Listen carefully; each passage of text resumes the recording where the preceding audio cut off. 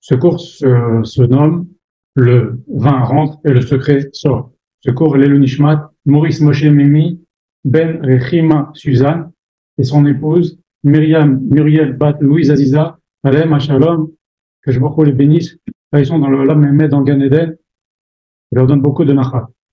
Et ce cours est pour la slacha de leur fils Philippe Mimi, mon cher ami. On va parler donc de ce fameux verset de Shlomo Ameler qui nous dit le vin rentre et le secret sort. Bon, évidemment, bien entendu, quand quelqu'un boit, ben oui, il se fait plus attention à ce qu'il dit et il peut dire des secrets, alors que quand on n'a pas bu, ben on fait très attention. Et on va aller un petit peu plus loin. Déjà, je vais commencer par vous raconter une histoire de Rabbi Mordechai Zuckermandel. Rabbi Mordechai Zuckermandel vivait dans la Jérusalem il y a à peu près plus d'un siècle. Et son métier, c'était porteur d'eau. On lui avait fait la Brit Mila pour Purim, et c'est pour ça qu'on l'avait appelé Mordechai. Donc, ce Rabbi Mordechai Zuckermandel avait un surnom à Jérusalem. On l'appelait le Hamaretz Chassid, l'ignorant Chassid. Vous savez qu'il y a Mishnah dans Pirkei Avot qui dit « En Hamaretz Chassid », ça n'existait pas un Hamaretz Chassid. Un Chassid, c'est quelqu'un qui fait plus que le dit. Il fait les choses mieux, tout, plus, tout, mieux, bien. Tu peux pas faire ça si tu connais pas la Torah, si tu connais pas la halachot. Donc c'est pour ça que nos Chachamim nous disent « En Hamaretz Chassid », un ignorant, il peut pas être Chassid. Mais lui, on l'appelait le Hamaretz Chassid. Pourquoi?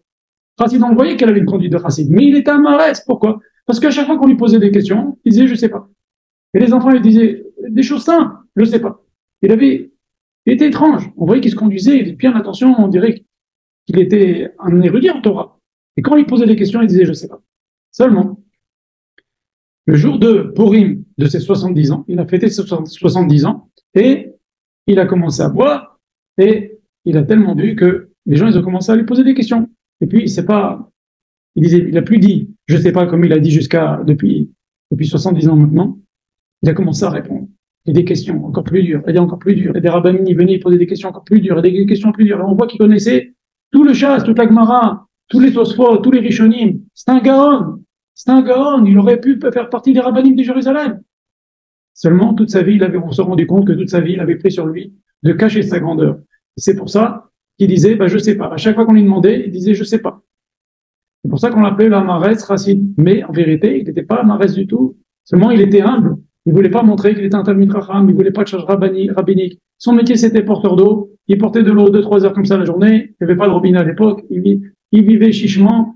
Il livrait son eau. Il avait un peu d'argent. Il a étudié 8 heures par jour. Et c'est comme ça que il a dévoilé son secret le jour de ses 70 ans. Je lui ai dit, hier, on a compris que tu étais un grand en Torah. Pourquoi tu nous as caché? Il a dit, moi, je voulais ni gloire, ni kavod, ni rien. Je voudrais pas prendre de risque avec ce kavod, c'est du feu. Il a dit, mais j'aurais dû me méfier quand même. Parce que le jour de ma Brit Mila, c'était le Khatam Sofer son Moël. Il a mis dans la bouche un petit peu de vin. Vous savez, au petit bébé qui pleure, on lui met un petit coton avec du vin. Et il a dit, Nitchonas Yain, Yatsasod. Le secret rentre, le vin rentre et le secret sort. Effectivement, le vin, Yain, c'est Gematria 70. Et le jour de mon anniversaire de mes 70 ans, le secret est sorti. Voilà. Regardez les gens, la valeur des gens de l'époque, ils cherchaient ni le kavod, ni rien du tout. Il faut se poser une question. Comment ça se fait que Rava nous dit qu'on doit boire à Purim? La Torah, elle est dans le self-control tout le temps. La Torah elle-même, la plupart 99% des sacrifices individuels, c'est des sacrifices qu'on apporte suite à une faute qu'on a fait sans faire exprès. Donc quelqu'un qui fait une faute sans faire exprès, on pourrait lui dire, il n'a pas fait exprès. Non! Jette une bête, 1000 euros, 1000 et quelques, ok? Va la porter au Beth Amikdash, regrette ta faute de pas avoir exercé ton self-contrôle, de t'être conduit quelque part comme une bête, c'est-à-dire, par réflexe, comme ça, t'agis sans réfléchir, tu fais des fautes sans faire exprès. La Torah a beaucoup d'exigences sur notre conduite. Et voilà que la Torah nous dit, Rava nous dit, pour tu sais, tu vas voir, pour sortir du Hachelo idéal, pour sortir du date, pour sortir du self-contrôle, c'est la seule fois dans toutes nos lois que l'on voit une chose pareille. C'est étrange. Alors, on a besoin pour comprendre, c'est une question qui est énorme. Et en plus de ça, on l'a déjà évoqué, Rava étant un Amora, il sort cette loi-là à l'époque des Amoraïm, donc ça veut dire que les maîtres qui étaient avant lui, les Tanaïm, ne buvaient pas. Et dans le deuxième Beth Amikdash, qui était l'épisode de Purim, c'est entre le premier et le deuxième Beth Amikdash. À la fin il y a 70 ans entre les deux, vers la fin.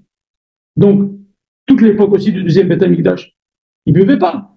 Tous les Tanaïm ne buvaient pas. c'est un Amora qui a dit cette halakha-là, qui a été acceptée pour toutes les générations à venir. Mais quand même, c'est étrange. Pourquoi Rava vient sortir des limites que la Torah nous met pour bien nous conduire, des exigences de la Torah que nous donne pour bien nous conduire en permanence et faire attention à ce que l'on dit, ce que l'on fait, ce que l'on pense même. Alors on est obligé de recourir à la Torah Tassot pour comprendre une chose pareille. Parce que c'est pas logique, la Torah elle est dans le self-control. Alors, le Harizal, il répond à cette question, il dit la chose suivante, il nous dit que Rava était le Gilgul de Lot, la réincarnation de Lot. Lot, qu'est-ce qu'il a fait? Il s'est écarté d'Abraham Avinu, il a dit j'en ai marre d'Abraham et de son Dieu, Chas Shalom. Il a été s'installer dans la ville de Sodome, il a été sauvé. Tant qu'il était dans la ville de Sodome, la ville ne pouvait pas être détruite, il a été sauvé. Sa fille l'a fait boire, ses filles se sont dit, elles ont cru que le monde entier allait être détruit. Les Shem Shamaim, elles l'ont fait boire, elles ont dit, on va donner quand même que le monde se repeuple, on va aller avec notre père. Elles l'ont fait boire, et la Torah nous dit, il ne s'est pas rendu compte de ce qu'il a fait, il était avec sa fille, il a rendu sa fille enceinte, il a fait un inceste, le préserve, et le lendemain soir, la même chose avec son autre fille. Et de ces enfants-là sont sortis Ruth et Moabia, et les peuples de Ammon et de Moab. Ammon, il y avait Naama, Ammoni, et Ruth à Moabia. Et de Ruth va descendre le Mashiach. C'est pour ça que c'était très important de sauver Lot. Ruth, c'est l'ancêtre de David, la grand-mère de David. Alors maintenant, la Torah nous dit que, après la première nuit, qu'il a fait cette bêtise avec sa grande fille, la Torah nous dit que il ne l'a pas su ni en se couchant et ni en se levant.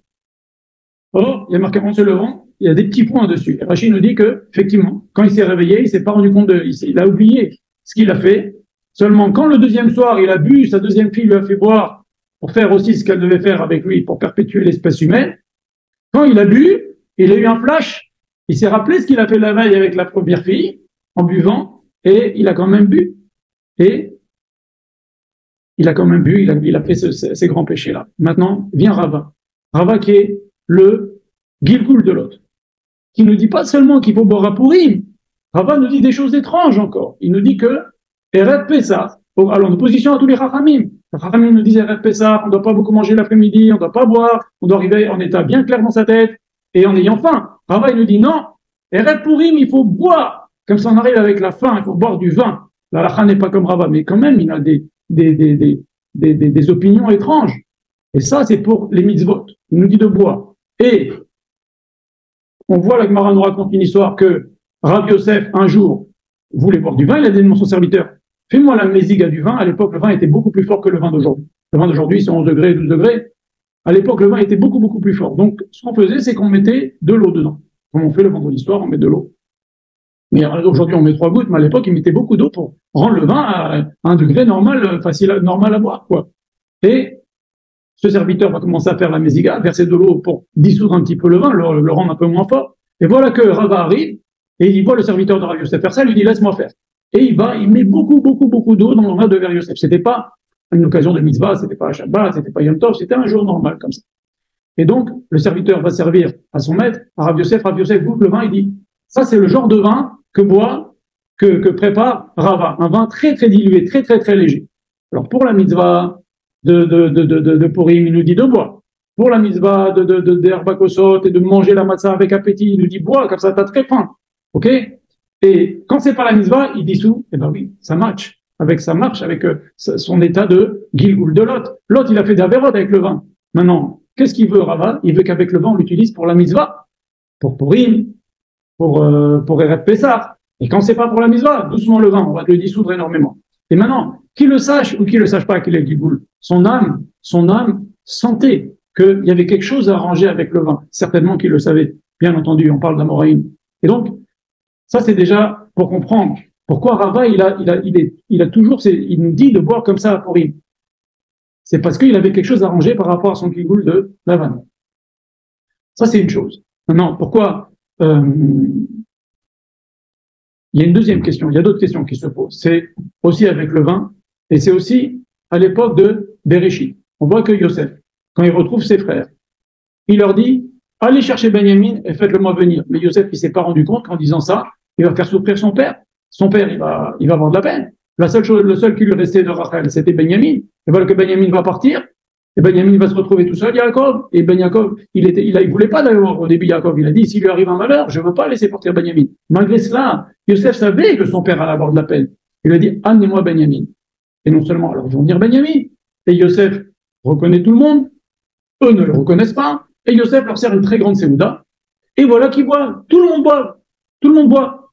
Et c'est étrange parce que Rachid nous dit, pourquoi la Torah nous le signale, qu'ils ont bu, c'est parce que depuis qu'il y a eu la vente de Yosef, ils se sont interdits à eux-mêmes de boire. Ils se sont mis comment vous dire, ils ont pris sur eux, on ne boit pas de vin tant qu'on n'a pas retrouvé notre frère. Donc, et Yosef aussi, il s'est interdit de boire parce qu'il comprenait la peine dans laquelle son père était, voir les cours qu'on a donnés sur le sujet. Alors maintenant, que Yosef boit lorsqu'il revoit ses frères, c'est normal, il a reconnu ses frères. Mais que les frères boivent, c'est étrange. Boivent, c'est étrange. Pas seulement ça. Et on voit que Yosef, il donne à chacun des frères un cadeau. Et à Benjamin, il offre 5 cadeaux, 5 tenues, 5 vêtements. Rachid dit pourquoi 5? Alors, notre Rami me pose la question. Ils me disent, mais comment ça se fait que Yosef a souffert de la jalousie de ses frères pour une tunique? Notre Rami nous dit, pour la tunique en plus, qui vaut, je sais pas, 5 sélaïm, nous dit la Gemara, une petite somme d'argent, cette tunique où il y avait marqué Birkat Kohanim, des Shemot HaKodesh, etc., que son père lui avait fait, des Shemot HaKodesh liés à Birkat Kohanim. Pour cette tunique-là, en plus, il a été vendu. Et ça crée la jalousie, la Torah nous le raconte. Et maintenant, lui, il vient, il retombe dans ce risque de rendre les frères jaloux, et il lui donne 5 habits à Benjamin, alors que les autres, ils n'en ont qu'un, un cadeau, et lui, il en a 5. Chachamim nous disent, ces 5 habits de Benjamin, que Yosef a offert à Benjamin, c'était pour préfigurer les 5 habits avec lesquels Mordechai va sortir. Quand l'histoire se termine, quand le roi dit, pendez Haman, il y a marqué que Mordechai sort avec 5 habits. Et donc, nos Chachamim déjà ont vu que dans cette Séouda, Yosef a préfiguré ce qui va se passer à Purim. Mais le Midrash, il y a 2 opinions dans le Midrash. Il y en a qui disent que cette Séouda-là, c'était Purim. Et donc, Yosef a voulu préfigurer ce qui va se passer. Il fallait que lui, Yosef, Midata Yesod, fasse cette Séouda avec ses frères et lui offre les 5 habits de Mordechai en plus à Binyamin et qui boivent pour préfigurer ce qui va se passer, la grande délivrance à Purim qui va se passer dans des Séoudas où il va y avoir du vin, la Séouda d'Achashverosh, la Séouda d'Esther avec Aman et Achashverosh, et les Juifs qui vont faire la fête avec Yom Mishte, Vesimcha, etc., et pour toutes les générations. Et donc, Yosef a voulu absolument que Binyamin soit là, malgré que ça allait faire de la peine à son père. Parce que Binyamin a un rôle clé dans Purim. C'est pour ça qu'il a fait venir, et c'est pour ça qu'ils ont bu. Et les frères, maintenant, pourquoi ils ont bu? Ils n'ont pas connu Yosef, oui, mais leur âme a senti qu'il se jouait quelque chose pour l'avenir des Israël. Et c'est pour ça qu'ils ont bu. Maintenant, on peut comprendre pas mal de choses aussi. Les Chachamim nous disent que les Juifs ont fait 4 voyages entre Eretz Israël et l'Égypte. Premier voyage, les frères sont partis en Égypte pour rechercher à manger. Ça représente le premier exil, l'exil d'Égypte. Deuxième voyage, Yosef fait venir, les frères repartent, Yosef fait venir Benjamin.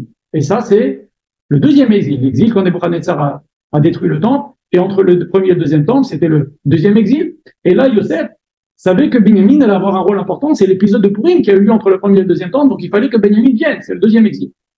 Troisième voyage, c'est quand les frères repartent. Yosef s'est dévoilé à eux. Ils font venir Yaakov et toute la famille. Et quatrième voyage, c'est quand les Juifs vont sortir d'Égypte. Ça correspond à nos 4 exils. Voilà. Donc, on voit que ce fameux repas que Yosef avec ses frères, où ils ont bu, c'est déjà les prémices de Purim où il a voulu tracer ces choses-là. Et pourquoi il fallait que ce soit Yosef? Parce que Yosef, c'est Midata Yesor, c'est-à-dire la Shemirat Abri. En quoi les Juifs ont fauté en participant à cette Séouda? Alors bien sûr, c'était une Séouda perverse, parce qu'il y avait des femmes, il y avait des trucs mauvais qui se passaient. En plus de ça, qu'est-ce qu'il fêtait à Achashverosh? Il fêtait la non-reconstruction du Beth Amikdash, puisqu'il y a un prophète qui avait dit au bout de 70 ans, le temple va être reconstruit. Eh ben, selon le calcul d'Achashverosh, il y a une erreur il a mal estimé à partir de quand commençaient ces 70 ans. Et donc, il a fait la fête de quoi? Que le temple ne va pas être construit. D'ailleurs, toujours avec Esther, qu'est-ce que tu veux? Demande-moi tout ce que tu veux, même, sauf la moitié du royaume, jusqu'à la moitié du royaume. Rachamim nous dit, il va pas lui donner la moitié du royaume. Qu'est-ce qu'il va lui donner? Il dit qu'il y a la moitié du royaume, la construction du Beth Amikdash. Ne me demande pas la construction du Beth Amikdash. Atratia Malchut. Parce que le milieu du royaume, c'est Jérusalem. Ne me redemande pas ça. Demande-moi tout ce que tu veux sur ça.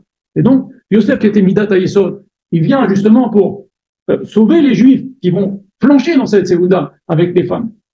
Voilà. Donc, tout ça, c'est la préfiguration. Et donc, aussi, le vin rentre et le secret sort. Le secret de Purim, c'est cette Séouda de Yosef avec ses frères à Benjamin. Et même Yosef, qui gardait le secret de ne pas dire qu'il était Yosef, il a dit à Benjamin. Le Midrash dit que la Torah nous dit qu'il a mis chaque frère selon sa maman, les enfants de Bilha, les enfants de Zilpa, les enfants de Léa, et il lui dit à Benjamin, toi t'es seul, viens tu mangeras avec moi. Et pendant la Séouda, Yosef se dévoile à Benjamin, il lui dit c'est moi ton frère Yosef. Et donc le vin rentre et le secret sort. Ça c'est quelque chose de très important, mais le sod nous permet de comprendre pourquoi on boit à Pourim. Et en fait, il faut comprendre une chose. Toute cette histoire de boire, on a dit déjà dans tous les cours, c'est pas pour se saouler.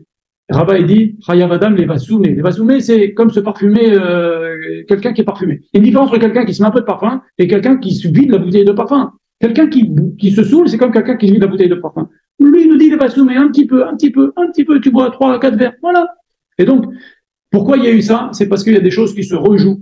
Rabat et le Gilgul d'Alavan, c'est pour ça qu'il voulait arranger toutes ces mises-votes liées au vin, faire des mises-votes avec le vin. Ah, parce que dans un Gilgul précédent, il a fait des avérotes énormes avec le vin. Et toute cette histoire de Yosef, pourquoi elle a fait venir Benjamin, on a expliqué. Et donc, quand on va boire du vin à Pourim, il faut savoir une bonne chose, que le travail du juif, et maintenant, depuis qu'il y a eu l'épisode d'Esther, c'est de voir la main d'Hachem dans ce qui est la nature. Et voir même la main d'Hachem, il y a toujours une étincelle de Gdusha, c'est encore autre chose, hein, mais il y a toujours une étincelle de Gdusha qui est dans la pureté. Comme par exemple, Lot, qui a été avec ses filles. Il est sorti de là, le Mashiach.